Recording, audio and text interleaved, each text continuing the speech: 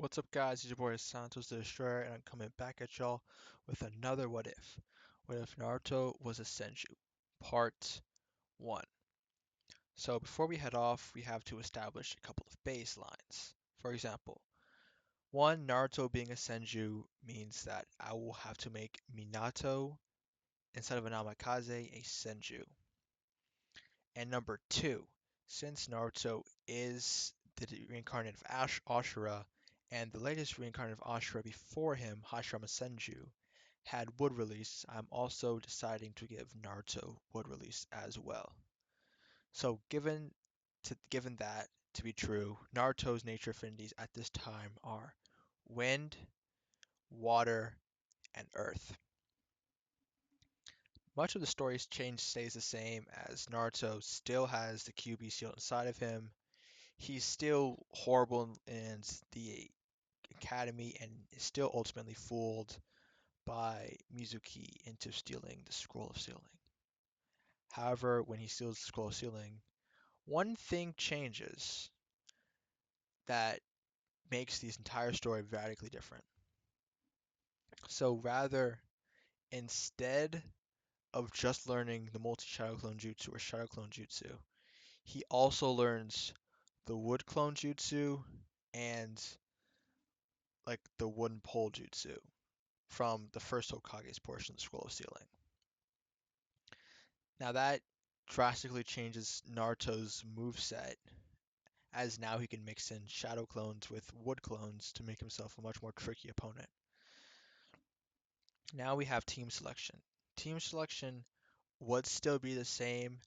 However, if Naruto were to refine his wood style mastery enough, it is plausible he could restrain the QB on his own.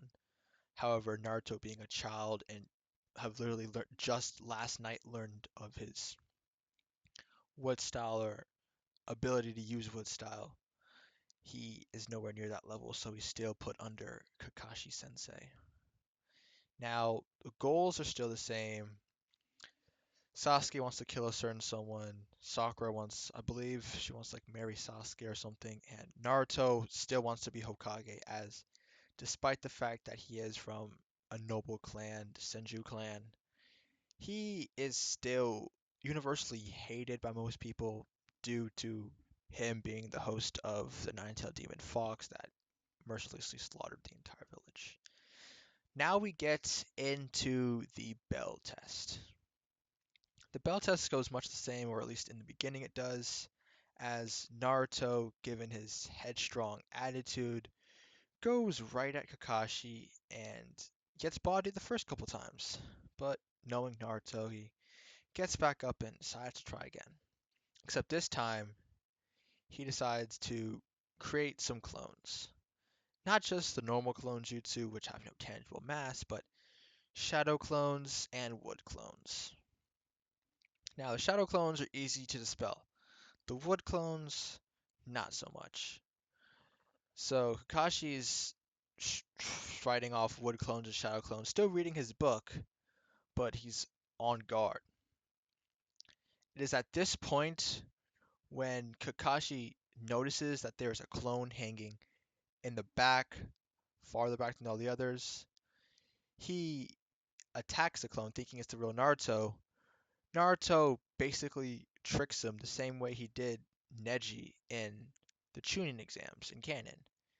That turns out to be just a normal wood clone, and Naruto comes out from behind the other pack of clones that Kakashi dispelled and attacks him with a wooden pole and almost lands a hit on him. Almost. But at that moment, Kakashi creates a mud wall and dissipates the attack. Kakashi puts down his book, realizing that this will be more of a challenge. Not a challenge, but more of a task than he thought initially. Meanwhile, cut to Sasuke and Sakura watching in the woods. Sasuke's curious, maybe a little jealous of Naruto's ability. And his rare kick Genkai. Where'd he get that from? He thought to himself.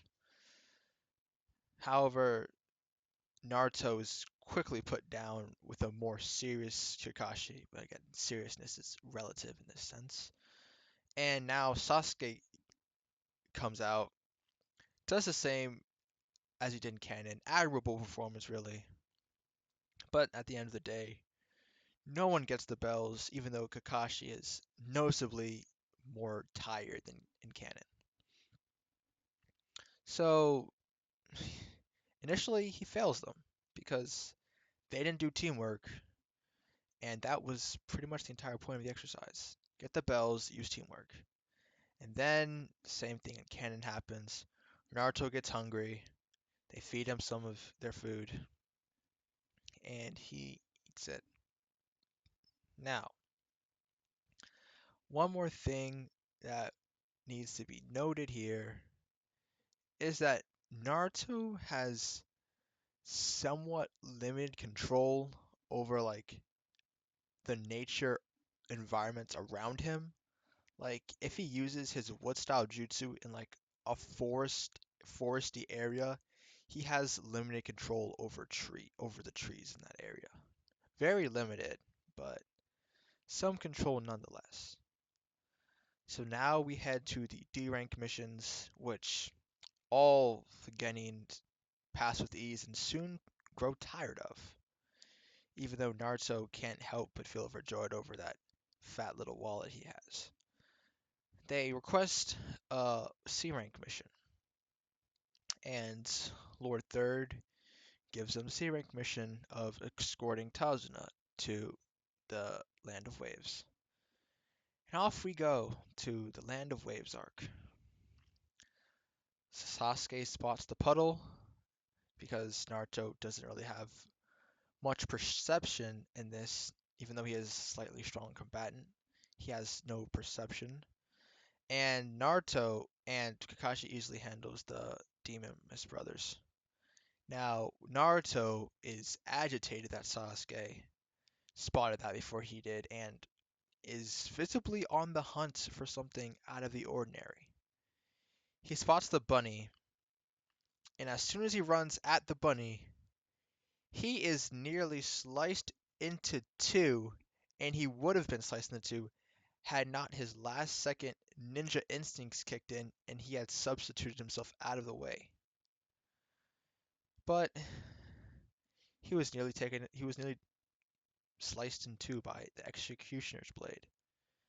Zabuza had made his move. Now creating his signature hidden miss jutsu, clouding the area from all all players' views. He creates a water clone to take out Naruto and Sasuke, while Sakura does her thing and guards Tazuna.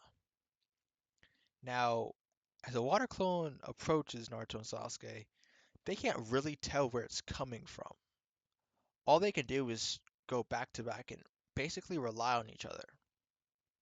I mean, besides a couple shuriken and kunai, the only real reliable long-range attack they have is Naruto's wooden pole jutsu.